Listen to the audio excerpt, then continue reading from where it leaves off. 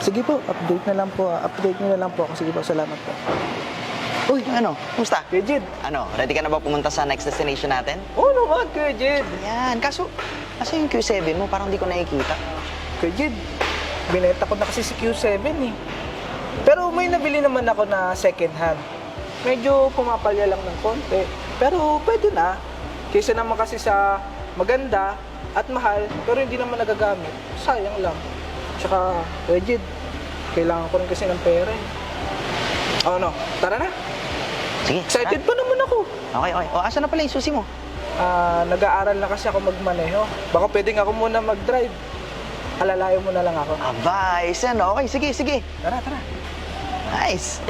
Ayos. No, ready ka na, Kuya Jed? Ready na. Tara na. Oh, naku. Kuya Jed, ayaw mag-start. Sigurado ka makakarating tayo sa pupuntahan natin, ha? Ano ba to? Try mo ulit. Ayan! Yan, okay. Yun, Tara. salamat. Oh, seatbelt mo. Ayaw nga pala. Yan, importante yan. Marunong ka ba maglagay niyan? Okay to. Ayan, ready ka na? Manalangin muna tayo. Oo nga pala. Okay, let's pray.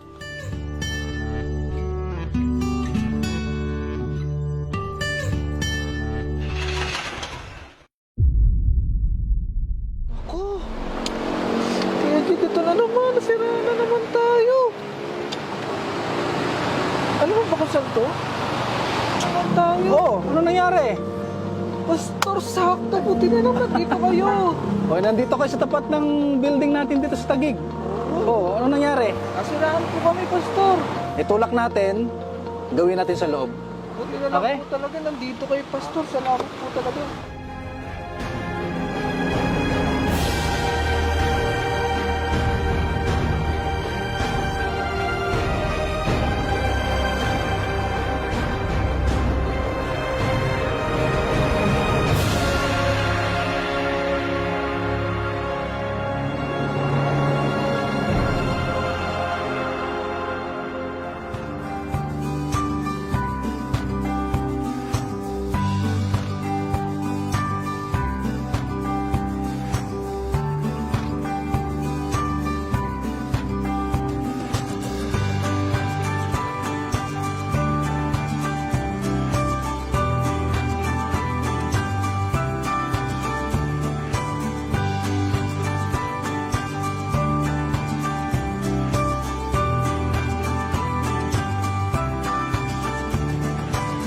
Hindi namin maisip kung paano namin gagawing itong building project na ito. Kasi nung binigay naman itong property, ay wala pa kaming budget para sa construction. Tanda ko pa nga noon, ang unang ginawa namin ay magbungkal ng lupa para sa pundasyon ng building na ito. Yun pa lang kasi yung kaya naming gawin that time. Hanggang ang mga kapatiran ay unti-unting lumago at kumilos sa biyaya ng Panginoon. Tunay ngang napakayaman ng biyaya ng Panginoon at mas lalo pa itong pinagyaman dahil ito ay naging operational sa aming gawain. Naalala ko pa nga nung pandemic, kahit may mga restrictions noong time na yon, nagawa namin ang aming baptistry. Makikita niyo po, ang bawat member, mapalalaki man yan o babae, ay naghahakot ng graba at buhangin. Yung iba naman na binigyan ng kakayahan na maglatag ng plano sa pagbuo ng isang building ay ginamit din ng Panginoon. Dahil sila ang tumulong sa aming pastor na magplano kung ano ang dapat na unang gawin sa pagbuo ng isang building. Naging operational din ang biyaya ng Panginoon kahit sa mga nanay namin dito sa Taguig. Hindi man sila makatulong sa construction, tumulong naman sila sa paghahanda ng mga pagkain para sa aming construction team. Nakakamanghangang isipin na dahil sa pagpapakita namin ng kasigasigan sa ganitong project, pati yung mga bagong members namin ay naengganyo na rin na tumulong at sumama sa aming paglilingkod. Hanggang after ilang years ng pananalangin at pagkilos, ito na nga ngayon ang aming building. Kunti na lang, matatapos na namin ito. Kaya lubos ang aming pasasalamat sa Panginoon dahil kung hindi sa kanyang masaganang biyaya, hindi namin ito magagawa.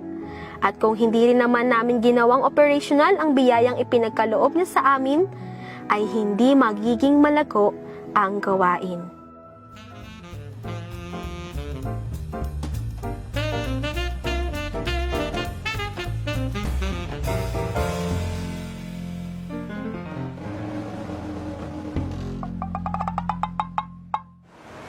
Hoy!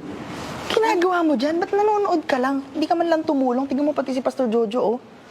Eh, Kuya Jid, kita mo, dami-dami nila, tsaka wala naman akong alam dyan. Alam mo, paring Lloydie, hindi naman porket wala kang alam, ay wala ka nang magagawa. Tignan mo, kahit taga-abot lang ng mga gamit, tagahawak ng ilaw, o kahit tagapunas lang ng pawis ay may maitutulong ka. Manood ka para matuto ka.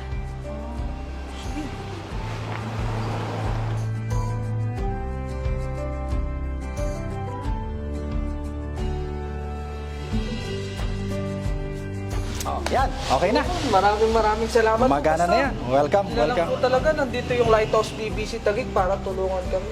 Alam mo kasi, yung sasakyan, hindi lang natin ginagamit ng ginagamit yan. Dapat mini-maintain din natin. Para humaba ang buhay niya. Mas marami pang paggamit ang pwede mong gawin sa kanya. Ay, Pastor, baka po pwedeng nagugutom na. Gusto kumain? O sige, may pagkain dito, halika. Kain muna tayo. I-maintain natin yung high blood mo.